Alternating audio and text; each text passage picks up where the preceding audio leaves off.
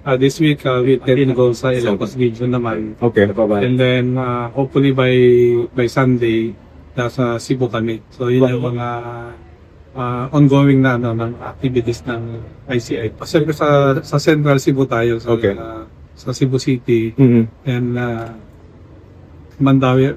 Basta yung mga badly affected na titingnan natin yung bakit gano'n yung nangyari despite sa napakalaki nung funding na dinala doon. Ilan ba, sir? Magkano ba yung initial fee? Di ba sabi nga ni Governor, 26 billion plus. Oo. Oo. Medyo, yun ang pinapatingnan ni ICI chairman. And you can develop cases there from there. We hope we can. Definitely kasi sa ngayon, we are now getting yung mga bid documents Okay. through the help of the CIDG and the NBI kasi meron silang subpoena power. So we need to study yung bid document. Ibabangga namin yan dun sa actual na implementation.